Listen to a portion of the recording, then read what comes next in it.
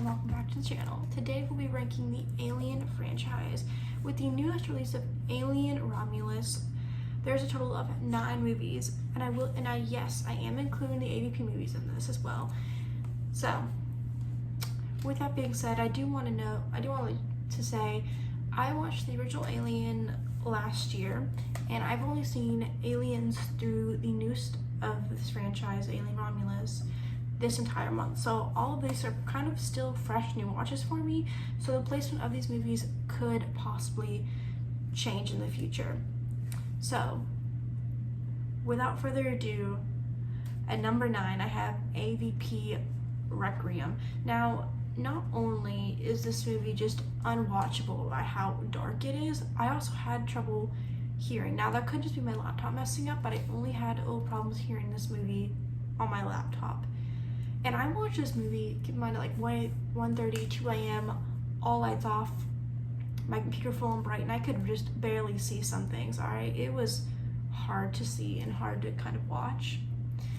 I also found a few little things annoying, like there's one scene in particular where the police officers are just kind of looking for whatever's going on, and the creature's directly behind them. And logically, that just does not make sense. If you're looking for something, do you all just look in one direction, or do you all look in different directions? That scene of all the police officers just looking in one direction, refusing to look behind them. Just little things like that throughout this film. There's also a opener with a child being a chest buster.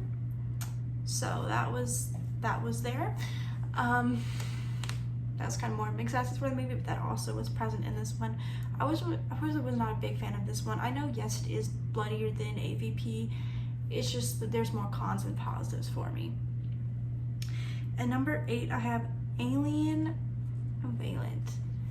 I probably could be saying that wrong, but this movie, I do want to say my main issue with it is there are rules of Aliens birth, and this movie just kind of broke them that I kind of noticed, and they kind of rushed through. You didn't really see much.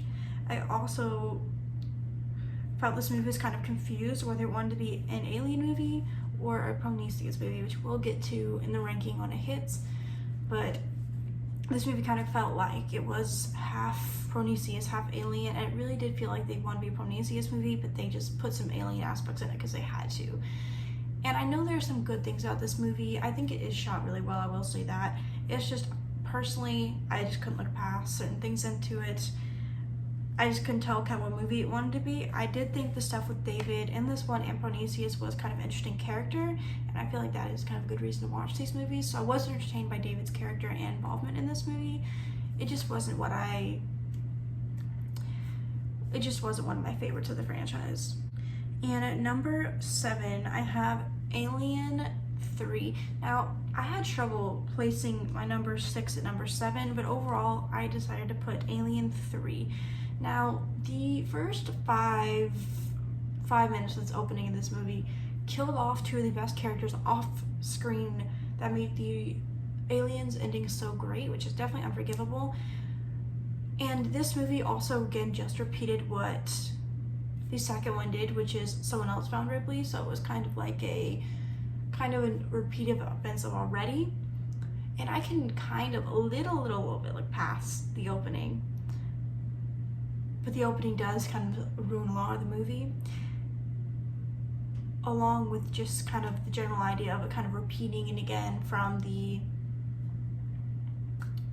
aliens kind of waking up for another planet. Was kind of repeated there, which I'm not a big fan of that in sequels, where they kind of repeat the same thing multiple times. I have a similar kind of issue with some of the Hell House, LLC movies. Even though I love 2 of them, I have an issue with some of those movies repeating basically each other the same thing. And just above that, I have Alien Resurrection. Now, I wanted to defend myself just a little bit here, because I know this movie is also hated on a lot. But what makes this movie a little bit above Alien 3? Because yes, Aliens 3 is filmed better, yes. However, without the ending of Alien Resurrection of that baby, without it, I felt the idea of having Ripley as a clone was a little bit interesting, because you've seen Ripley as a human and her sacrifice in the third one. This is another form of Ripley you don't really see often. So I definitely found that part interesting. I don't think it was executed as 100% as it could be,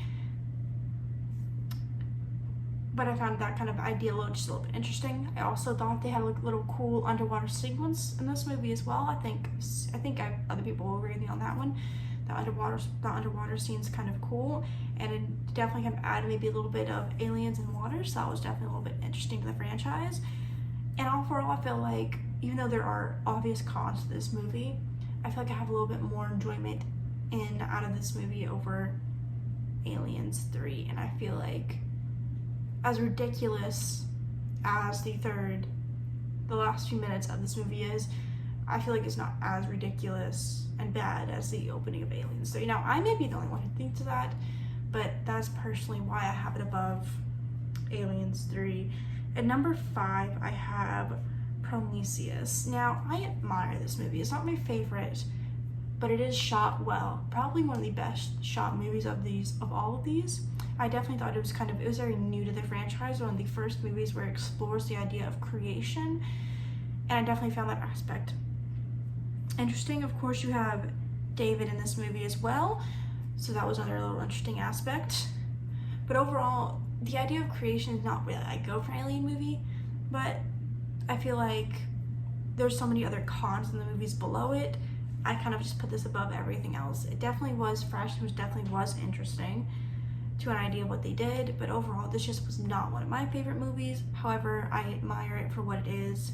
Would I watch it again? Maybe, but it's not one of my favorites, but I did give a little bit higher spot on this list. At number 4, I have AVP. Now, yes, this is a PG-13 from what I remember. Yes, it's not as bloody. However, I had a good, fun time with this movie. I have not seen any of the Predator movies, so I did find it kind of interesting how the Predator team up with a human. I also found some of the fighting scenes kind of really cool. I also thought the location was kind of really cool to have them kind of fight. So I definitely did find those aspects of the movie more interesting. And yes, it's PG-13. Yes, it's not as bloody, but I do have a good time with this movie. All of that kind of being said, I have a good time with it, and I definitely do think it kind of stands on its own just a little bit here in this franchise. So that's kind of why, again, it's personally I have a good time with it, and that's kind of why it's so high on this list. I know probably others don't have it so high like this, but I do. It's my list. And at number 3, the newest to the franchise, Alien Romulus. Now, I did a full review on this movie if you want to check it out, but I really love this movie. Now, there was a lot of fan service in here, and I became a big fan of this franchise throughout. And I really did enjoy, even though some of the fan service as a little, like maybe one or two things felt a little bit much, I really did enjoy it. I also enjoyed a performance of Andy and Rain. I really did enjoy their performances. I also kind of like the different approach they took, and kind of a little different than the Ripley story or anything there. It got a little batch of characters, a little fresh idea. But I definitely did have a good time with this. I definitely could see a few people having issues with it and not really liking it because of so much fan service. But personally, I enjoyed it. At number 2, I have the original Alien. And this is a classic movie. It's very much ahead of its time. It's shot really well. Even if you were to show it today and you asked the audience what year do you think this movie was made, I don't think anyone would say the 70s. It was very ahead of its time, and I really enjoyed that.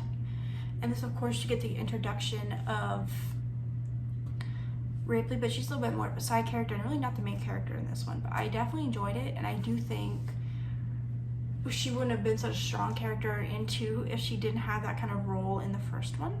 So I really did enjoy that aspect of it. But overall, what else can I say? It's a classic. It's a great movie. There's only one number 1 spot though, and at number 1 I have Aliens. Now, I enjoy the more action-packed movie. I also enjoy Ripley's character more from the first one. You learn more about her, and I also enjoyed the relationship, especially between her and Newt. And in this movie, you also kind of learn that she had a daughter, but she couldn't raise her. So Newt was kind of her daughter, her sublet daughter, and I felt that was really sweet kind of to watch that little relationship between. And this was, again, her being reawakened and found. So this is not like a repeat like the third one did. But overall, I loved Aliens. It is my favorite of the franchise. Now, Alien and Aliens come very close to each other. They're great movies. I would say they're both classics. But I really love the development of Ripley you get and the character, especially in this one. So, let me know what you guys think. What's your ranking of the Alien franchise? Comment down below and subscribe if you want to hear more from me. And comment down below as well if you want more ranking franchise videos like this. And I'll see you guys soon with a brand new video for the end of the month movie rankings and possibly one or two other videos and shorts coming up.